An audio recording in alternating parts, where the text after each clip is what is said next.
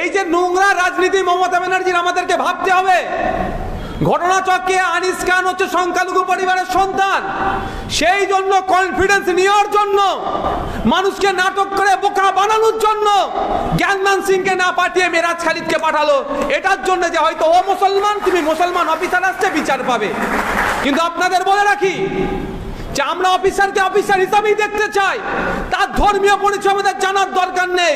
কিন্তু মমতা ব্যানার্জি হিংসার রাজনীতি, নাটকের রাজনীতির জন্য ওখানে মেরাজ খালিদ সাহেবকে পাঠিয়ে কিছুটা হলেও ক্ষোভকে প্রশমিত করার চেষ্টা করেছে।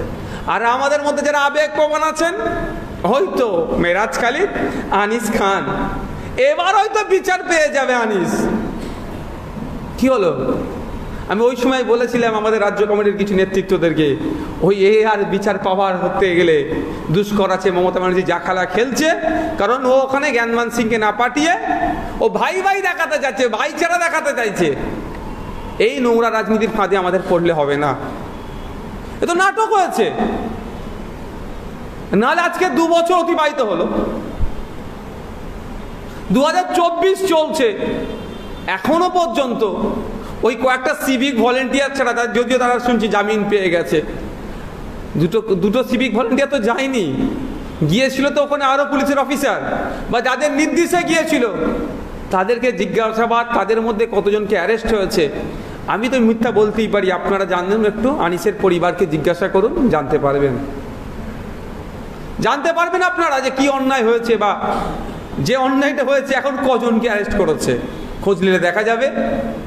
ওই কয়েকজনকে সেই সময় দেখিয়েছে মানুষ, যে বাংলার মানুষ, জাত ধর্ম বর্ণ নির্বিশেষে একটা কলেজ পড়ুয়া, ইউনিভার্সিটির এক ছাত্রের সাথে যে অন্যায় হয়েছে, তার ধর্মীয় পরিচয় না দেখে, তার জাত কি, তার বর্ণ কি না দেখে বাংলার মানুষজন রাস্তায় নেমেছিল, প্রতিবাদ করছিল, বাংলার রাজনীতি উত্তাল হয়েছিল। মমতা ব্যানার্জি ভয় পেয়েছিলেন, তড়িঘড়ি এটাকে ধামাচাপা দেওয়ার জন্য, ঠান্ডা করার জন্য মেরাজ খালিদ সাহেবকে ওখানে পাঠিয়ে দিয়েছিলেন, অতটুকুই।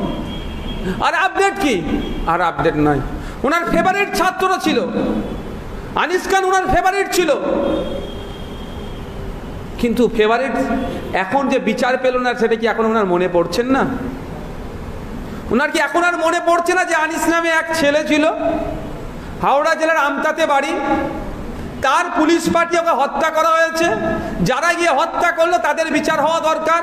1 মাস তিনি টাইম চেয়েছিলেন, 1 মাস অতিবাহিত হয়ে যাচ্ছে, এটা কি মনে পড়ছেন না? আমার মনে হয় তো মনে ওনার পরে সকাল বিকেল, কিন্তু উনি যে বিগত দিন থেকে যেটা প্র্যাকটিস করে আসছে সেটাকে তিনি কন্টিনিউস রাখতে চান। ক্ষমতায় আসার আগে বলেছিলেন 6 মাসের মধ্যে শিল্প করে দেব, 12 বছর পার হয়ে 13 বছরের দিকে এগিয়ে যাচ্ছে এই সরকার, একটা সেফটি পিন তৈরির কারখানাকে এখন উদ্বোধন করতে পারলো না, নতুন শিল্প আনতে পারলো না।